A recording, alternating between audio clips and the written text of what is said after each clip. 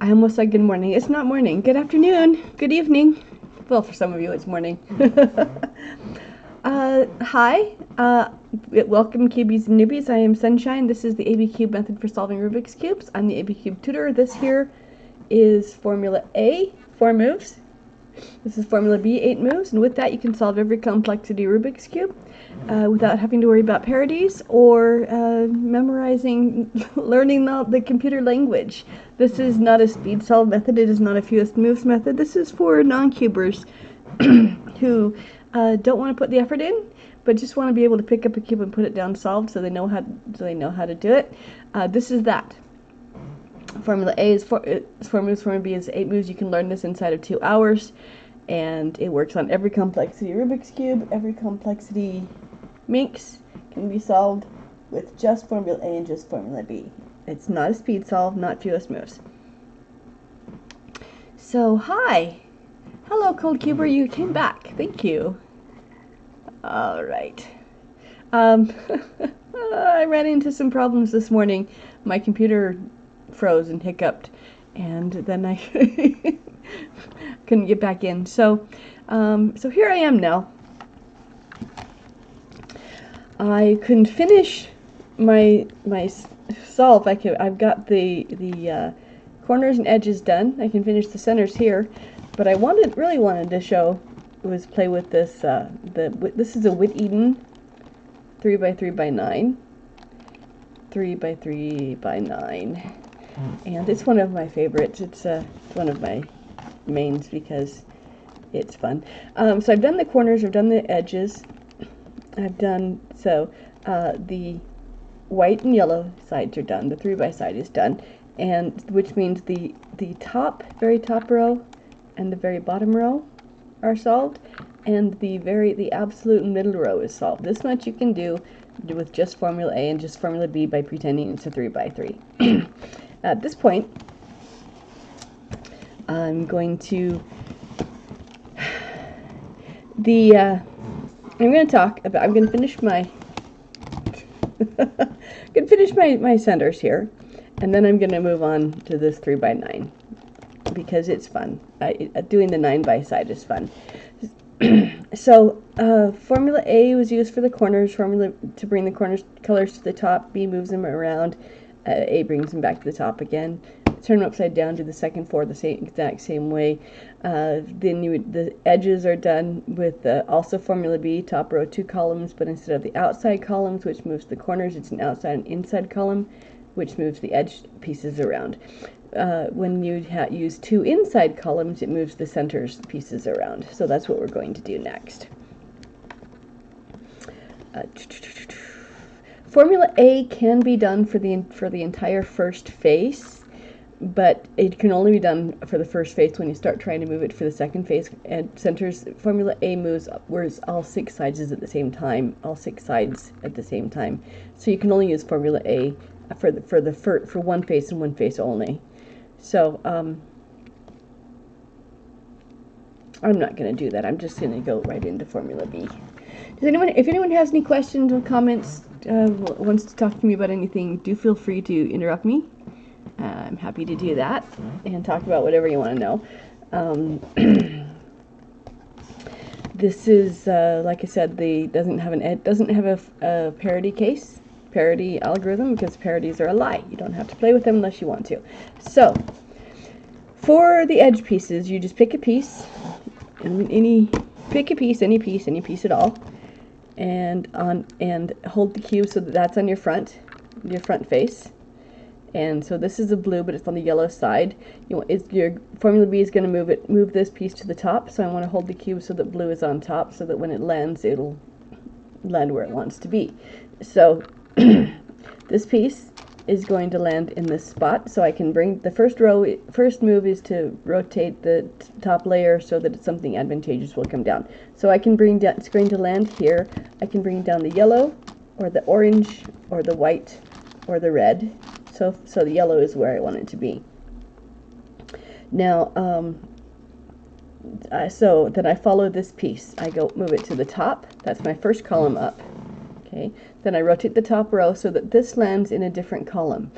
Corners you have to be a little bit particular about, because if I go this direction it ends up in the same column, so I can't do that. So I have to move it in the other direction, which you have to do for diagonals but not necessarily the obliques.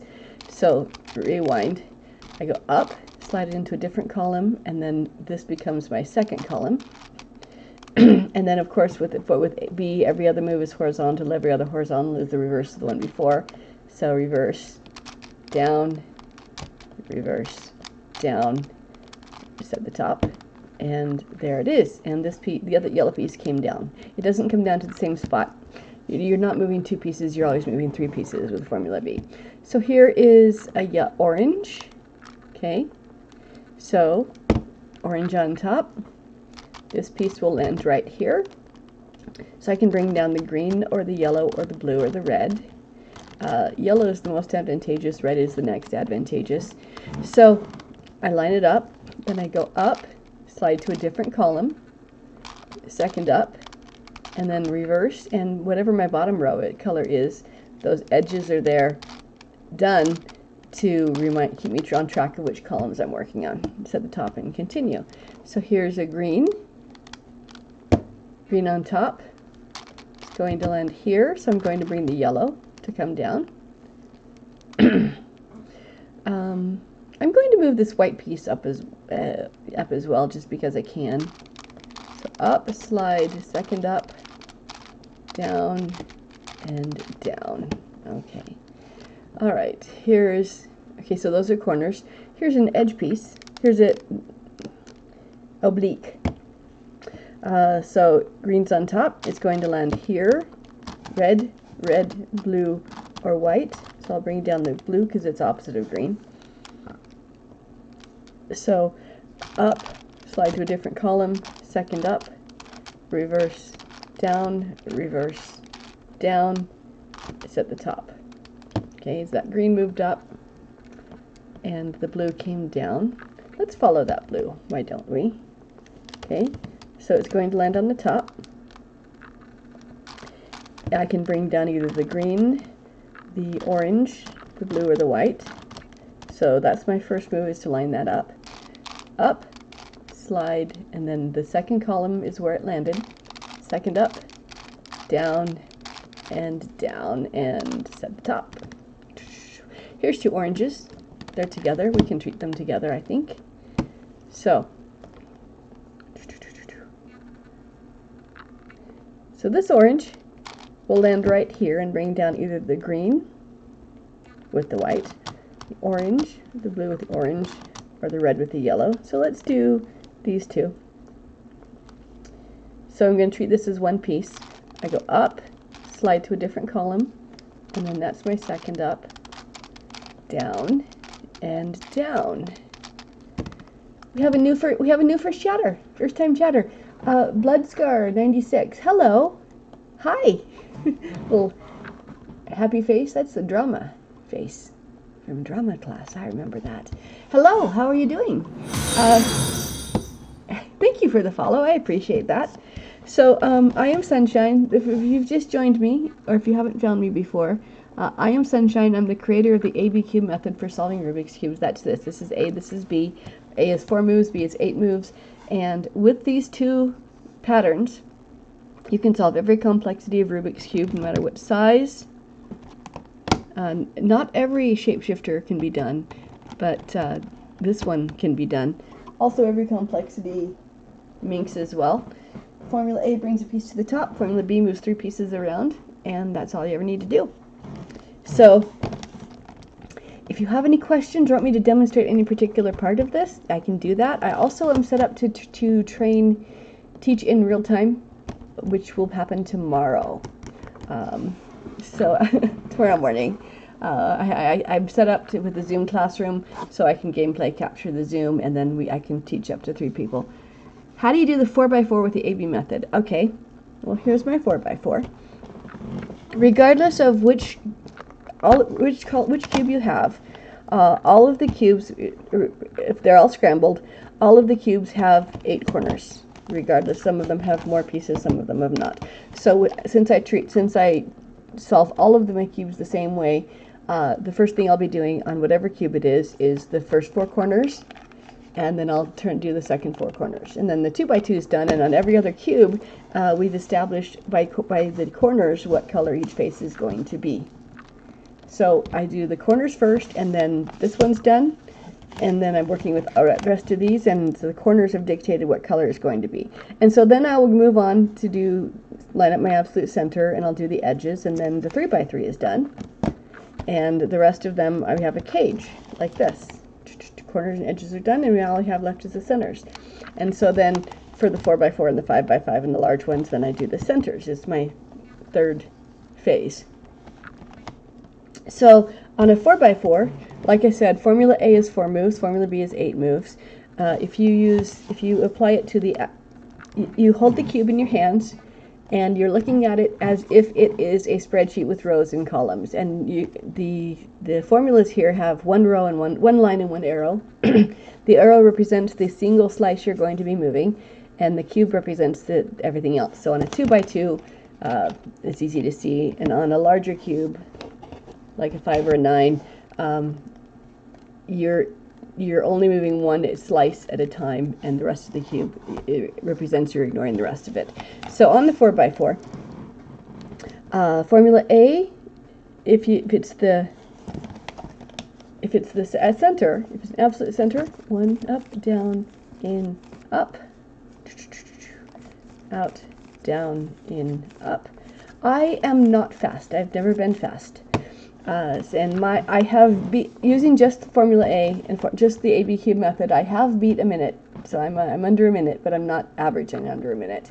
However, I've had speed cubers try my method and get back and tell me how fast they are.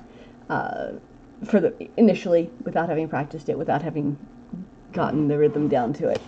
So my average is about a minute and a half for the 3x3. Like I said, I've gone sub 1 minute, but not on an average. But I'm not a speed solver. So I've had speed solvers tell me anything from 45 seconds to a minute and a half. But so if you want to try it and let me know how fast you can do it with my method, then I will have more data to give the next person.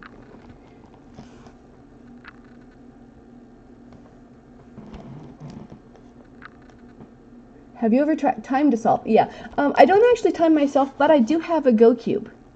And the ABCube automatically times me. And so when I'm playing with the ABCube, it will tell me. The funny thing about the ABCube, though, is I really love my ABCube. My ABCube, it looks at what you're doing, and it guesses, based on how you've solved, it guesses which method you're using. And then it shows you how to improve, where you were slow, where you were fast, where you were hesitating, etc. And so every time I do my method on the cube, it does not know my method, of course, and so it keeps saying, I think you did CFOP, or I think you did RU, and then it'll have the little the pie chart that it shows you to tell you how fast it takes you. Like they're saying, okay, your first step was to get the white cross, and then the first side, and then the next two, the side layers, and then so it has like all steps thing laid out, right? And because I don't do my whites until after I've done all of the corners, and then I'm doing the opposite edges and the whites get done, so it says, oh, it took you 50 moves to get the cross done. Okay, and then, oh, look at that, 0 moves to get the first the first side done. And instead of having like 7 slices of the pie, it always has just like 3 major slices of pie, because it counts.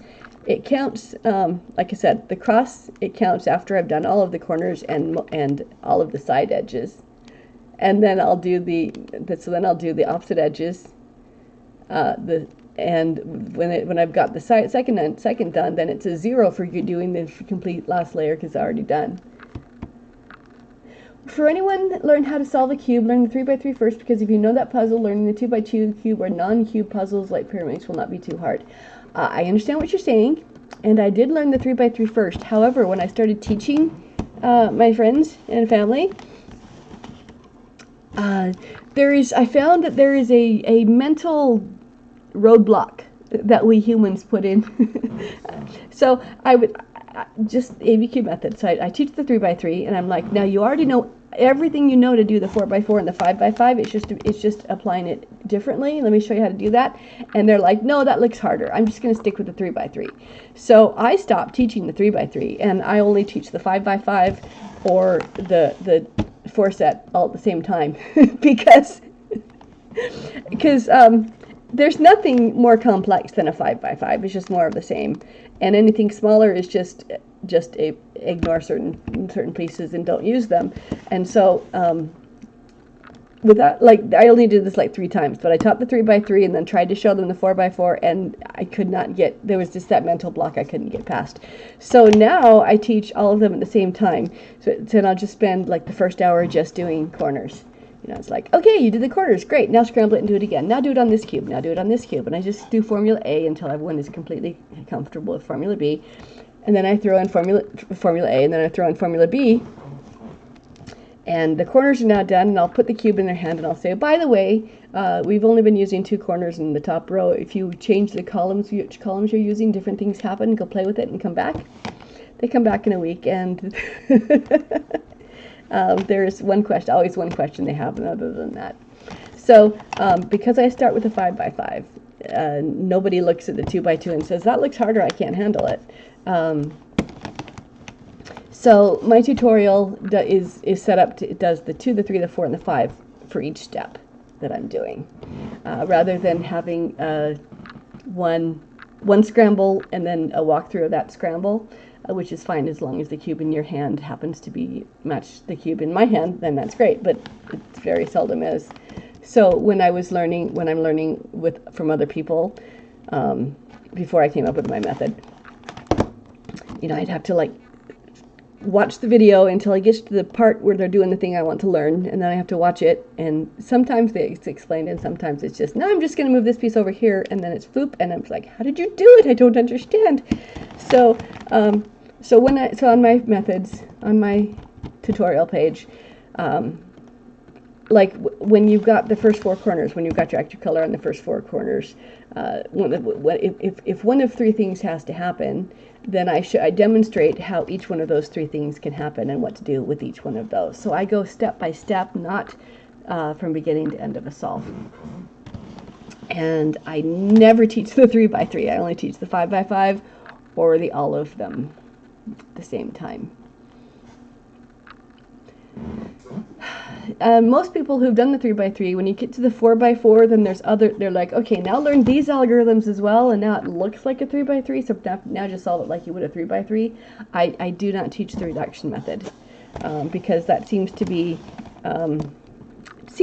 redundant for me, because like, so if I find the red and blue, I'll place it in, well, I'll just find a piece that's wrong, throw it where it wants to be. But if I find, but with the reductionist method, I have to find, okay, here's my yellow and red, where's the other yellow and red?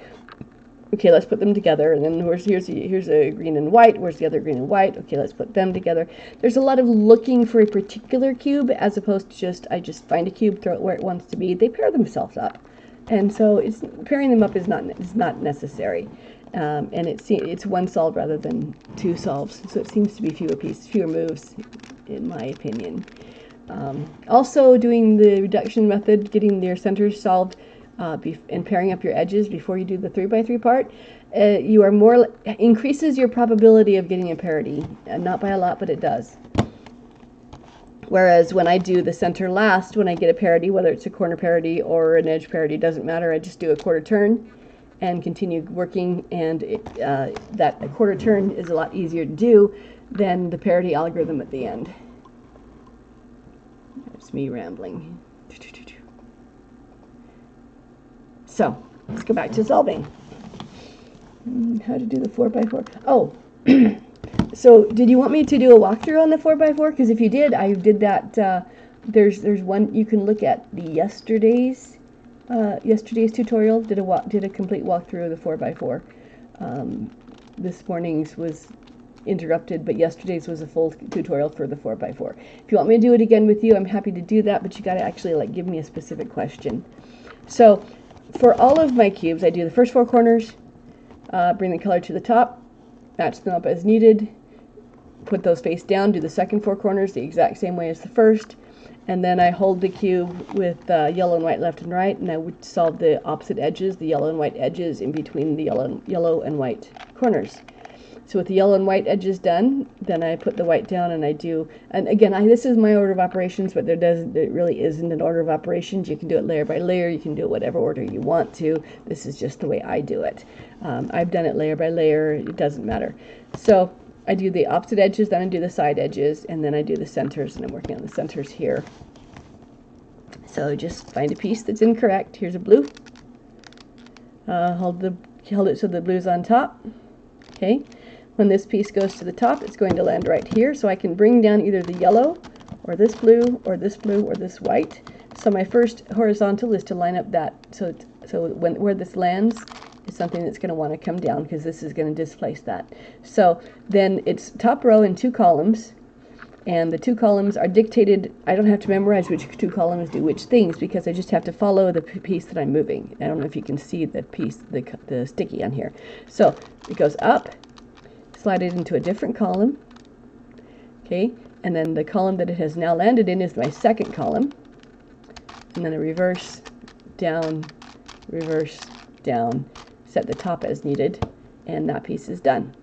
Okay, here's another piece. It doesn't show up on blue very well. Let's do this red piece.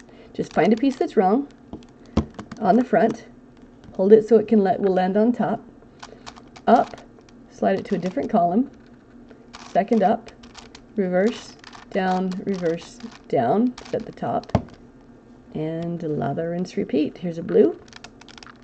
Okay, I can bring down a red or a red. So let's go with a red.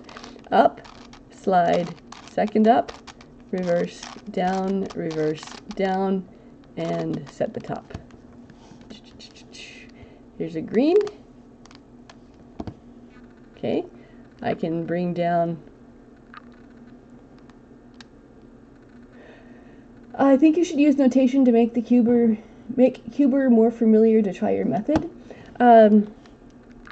I actually specifically don't, I can use the, wait,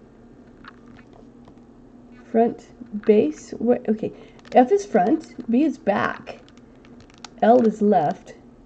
I never move the back, so I don't know why you said FB. So here again, I'm going to, so I can move it up, slide the top, second up, reverse, down. I never move the back. I only look at the front as if it's rows and columns, and I move one row and one column at a time. B is back. I never move the back. I never ever move the back. That's why there's a lot of slides lousy with regroups. All right, so let's see. So front, back. Oh, that's not a pattern. That's just telling me what they are. Yes, I do know that each face has a name, and that clockwise is clockwise is a letter by itself, and minus is clockwise, counterclockwise. This is the book that I learned from back in the 80s when I found it, before the first world's record. This one did not have a B for back. They never used the back on this one either. But plus was clockwise and minus was counterclockwise. And so formula A, for instance, would be down minus R minus, down plus R plus, or down up, down. That would be the formula A. So down prime, left, right prime, down right would be my formula B, with formula A.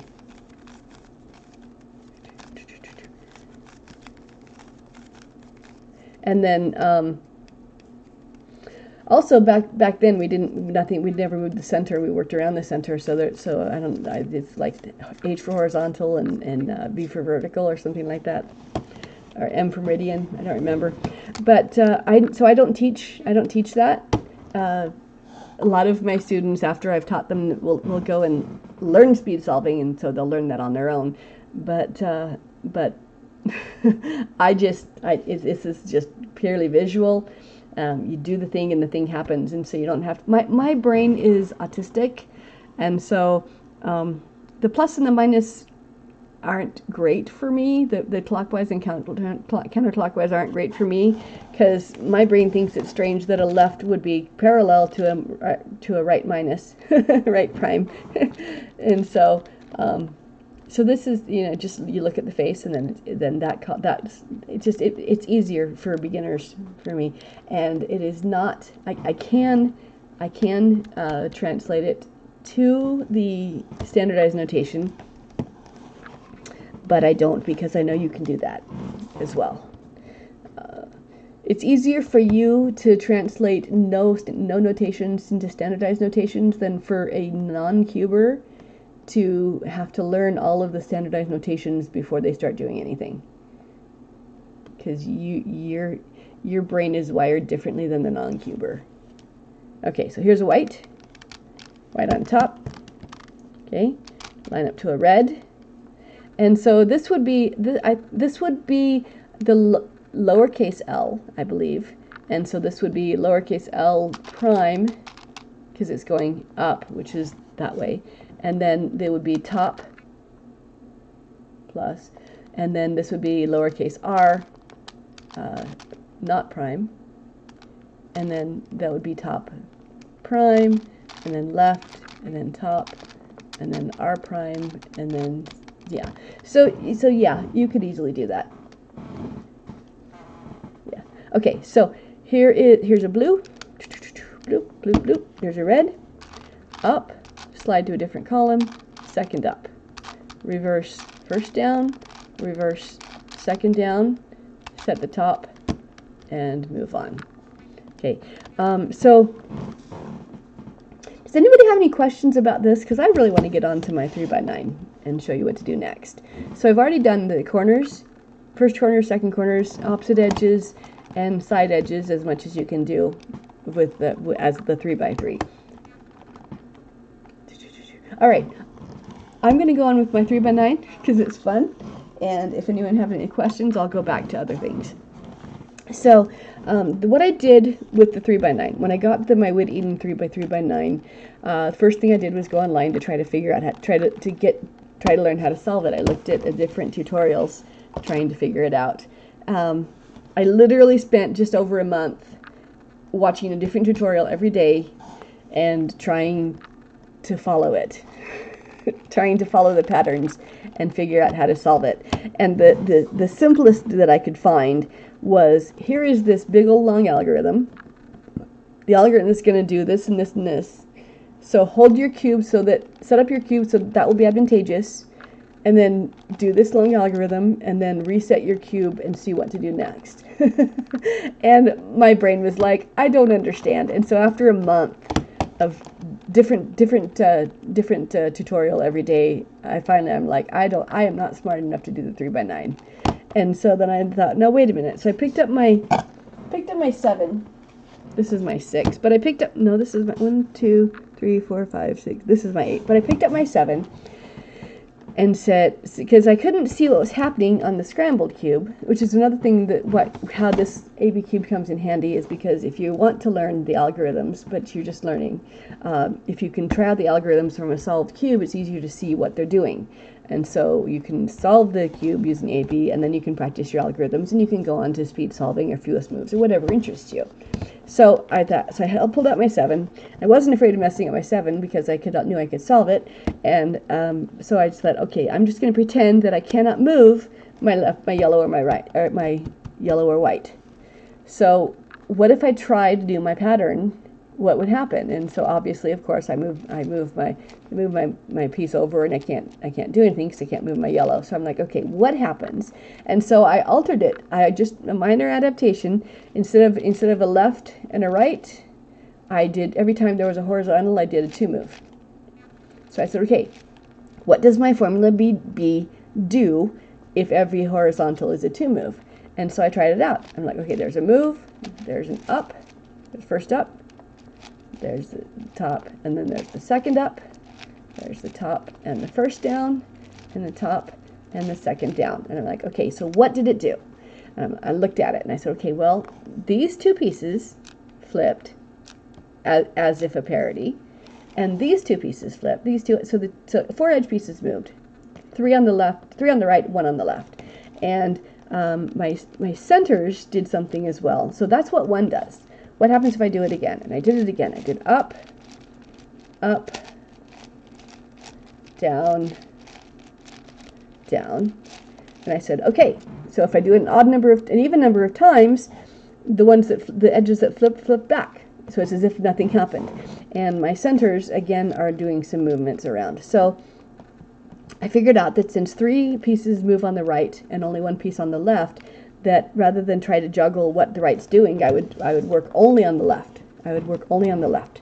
So I would find pieces on the right that wanted to go to the left, and then I would place them in the top back and the front bottom position, front down position, because those are going to move. Lots of other things happen, but I don't care. I'm only placing 1 edge piece on the left at a time. So I just pick a side at a time. So between the orange and the blue over here, I'm looking to see if there's any orange and blue on this side, and I'm going to let the slices, the layers move freely. Here's an orange and blue, but it doesn't want to move over. It is where it is. Okay. There's no orange and blue. Okay. So let me just find some pieces. I'm going to well, I'll try something else. Let's try the orange and green. 1, there's 1. 2, there's another one. There's another one. So these 2 want to go over here, and this one, if this one doesn't want to go over there, but these 2 do, and if I put this one over here, it'll displace this one and put it out where I can work on it some more. So I line up whatever I want on the right, and then I position it. I'd separate them, so I put these are going to land here, so I'm going to put the space down to the bottom, front down, and I move the pieces top back. Okay, and then I do Formula B with moving all of them. So I go up, slide, second up, down, and down, and that placed these ones correctly, and this one is incorrect, but it moved the other one out where I could work on it. So now, I'm just doing, so I moved to a different side. Okay, between red and green, this one is correct, but this one wants to flip, so let's see if there's any more. There's another one. There's another one. So these 3 want to be here.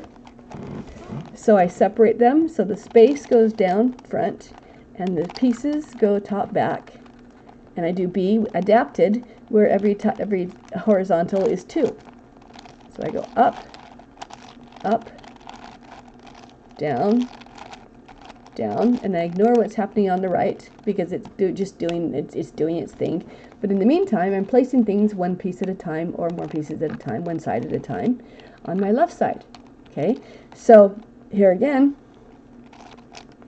between the blue and the red, I'm looking for blue and reds that are facing the opposite direction than these 2, so they want to go over there. So here's one. That's not. That is. That's not. Okay, so these 2 want to go over there, but both of these want to come out. So I'm just going to place all 3 of these over here. Down, separate them. Be adapted. Slide, slide up. Slide, slide second up. Slide, slide first down. Slide, slide second down. And progress. Okay. And now looking between the blue and orange. 1. Okay, these are all in the right place, but I want to work at one. I'm looking for the ones over here. So there's 1. There's 1. Okay. All right. So this one is where it wants to be. So it's just these 2 this time. Okay. So I'm going to separate these, and then top, top, up, top, top, second up, top, top, down, top, top, second down. And this one is correct on the left. Okay. There's only one more I'm looking for the green and orange. There it is. Okay. So I separate them. It's only this piece. Slide, slide up. Slide, slide up. Slide, slide down. Slide, slide down. Okay, so that one's done. That one's done. That one's done. Just got one more. Okay, red and blue. There it is. Okay, once more, separate them. Slide first up, slide second up, slide down, slide down. And so anyway, once I figured out what B does, then I had mastered the 3x9 overnight.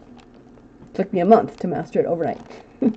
Okay, so when the left side is done, then we check the right side, and either the right side will have automatically solved itself as well, or you'll have a parity, or more, a parity or more. But we already know what a parity is and how to fix a parity. A parity is because the center, one of the slices is a quarter turn off. That's all a parity ever is. So I'm looking here. Red does not equal orange. Blue does not equal green. So this one, none of these are correct. This one has parities. This one, orange does not equal blue, but green equals green. So it has one side that's correct. The green side is correct on this layer. And on this layer, nothing is correct, just like the other one. Okay? So all of these three slices have a parity. These ones have two parities. This one has one. But all of them have a parity. So what I'm going to do is I'm going to make a quarter turn. I'm going to do the quarter turn on the left because that's already solved. Okay? And then I'm going to do, now I'm going to displace this piece and place it correctly. And when I do, the parities will have moved advanced to the next step. Up, up, down, down, up, up. I don't know why I did it twice, because I'm thinking of I'm already bad moving edges. Okay, so let's try it again. Up, up. I do it twice for edges. I only do it once twice for centers. I only do it once for edges. Down, down. Okay, so now I put this piece right here. Now it wants to go here, so I separate it again, and now just once. Up, up, down, down. Okay, and what was here is now here. It wants to move here, so I separate them again. Up, up, down, down. Okay, and what was here is now here and wants to go here. Separate them. Up, up, down, down. Okay, and what was there is now here. So these ones want to move over here. Separate them. Up, up, down, down. Okay, and now the left is solved again. Right, solved, left is solved again.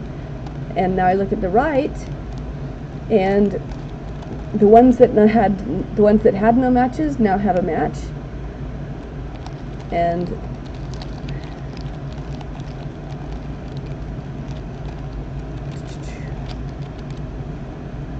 all right. Okay, so look at it again. These ones have a match, and these ones do not. All three of these have. So I have another parity. So I do a parity. I do my slice, my set, then up, up, down, down. Okay, and then line it up again. Up, up, down, down. Okay, and then line it up. These ones to go here. Separate them. Up, up, down, down. And the reason why the one that should have been solved was not was because I made a mistake and did it 3 times instead of 1. So that was my bad, because I got ahead of myself. Okay, so separate them. Up, up, down, down. And then these want to go here. Separate them. Up, up, down, down. Okay, so now that my left is correct again, I look at them, and this one is correct. This one's correct. This one has one parity left. Okay, so working just on that row, we're going to do it again. So we go up, up, down, down, and then line it up, separate them, up, up, down, down, line it up and separate, up, up, down, down, line it up and separate, up, up, down, down, and then one more, line it up and separate, up, up, down, and down. And so now the parities are all gone, and correct on the left equals correct on the right. So all of my edges are done. And then remember what I told you about the centers? If I do formula B on the 9 side, you missed the boat. Yeah, I'm showing the last step on my 3x9. So, first time chatter. A username. A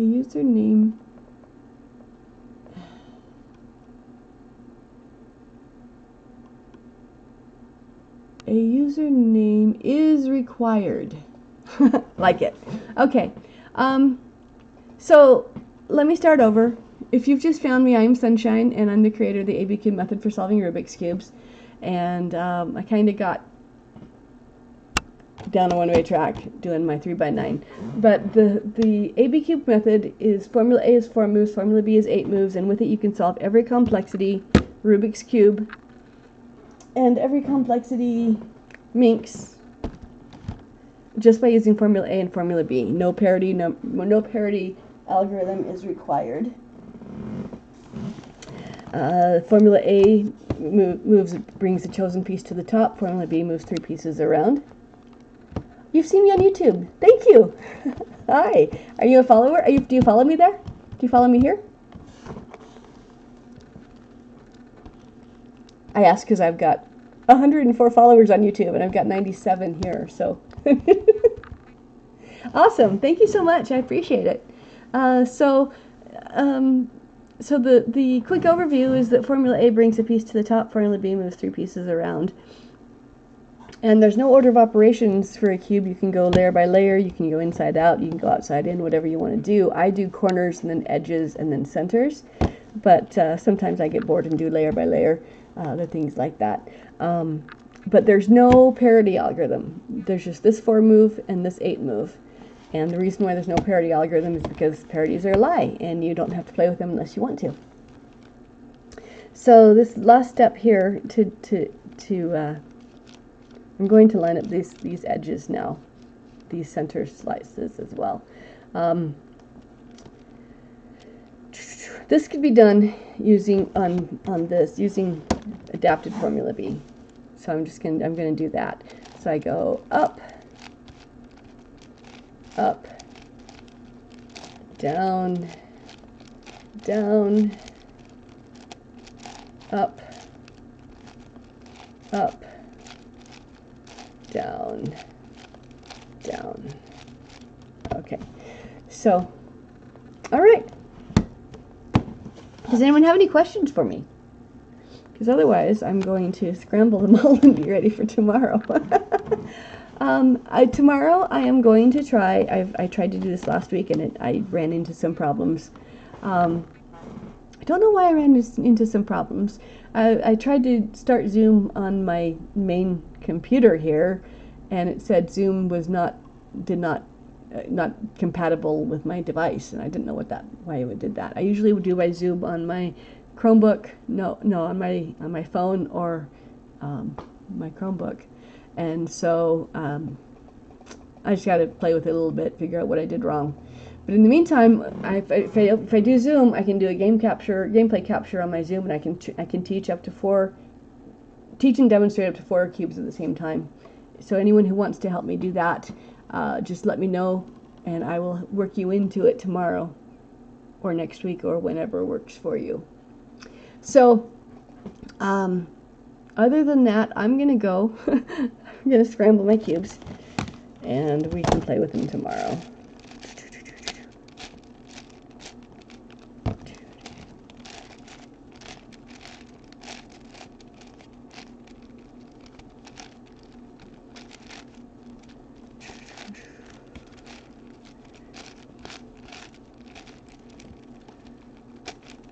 Do you guys have any scrambling is the hardest part, because when you're learning, you don't want to mess up what you've already done, and when you get more comfortable, you keep looking at it and like, well, yeah, I can still see patterns, it's not scrambled well enough. So if you guys have any favorite scrambles, back in the day we would just trade cubes and scramble each other's cubes and then race. We did race back then. I was not fast. I was very good at, I was down to about 3 minutes, and I didn't know that. That wasn't good. And then the first championship happened on TV, and this dude right here, Jeffrey Varasano, was under 24 seconds for the 3x3. And I was so discouraged that I put my cube down. I didn't pick it up for a month. So I'm like, I don't know how they did that. That is beyond me. And then I like, that's okay. I'll still have fun with it even if I can't be fast. And I went in the direction of teaching people how to solve the cube instead of in the direction of trying to. So let's scramble a cube. You know, and there's lots of directions you can go once you have the cube, once you've mastered it. Some people went in, you know, how many pretty patterns can I do? Oh, there's someone on Facebook. I can't remember his name, but he works with like large, like 11-sided cubes, and oh, they're so artistic. Do Rubik's Cube large cube artist, and you'll find it. It's really, really pretty. So, and then other people will do like, you know, mosaics and stuff. So I started teaching the cube, and that was literally how I managed to survive middle school and high school, is by teaching the cube. Literally the bullies who would always give me a hard time, by unspoken edict, they all stopped bullying me, and about 3 days later, the chief bully came up to me and said, "Will you teach me too?" I said, "Sure." So being able to teach the cube was how I survived all the bullying back in, because, you know, when you're a nerd, you get bullied. So, all right, I'm ready for tomorrow. Does anyone want to say goodbye to me before I leave? I'm here tomorrow. Today, right now, it's 6:51 my time, and I'm back tomorrow at 9 a.m. It's 6:51 p.m. I don't know where you are in the world, but thank you for following me, Bloods. Bye. You guys go have a nice evening. I'll see you tomorrow. And if you want, let me know. My email is abcube.how@gmail.com. If you want to Zoom with me, let me know ahead of time, and I'll work with you. If you have any non-cuber friends who you want to learn, bring them here. We'll have fun. All right, you guys. I'll see you tomorrow. Bye.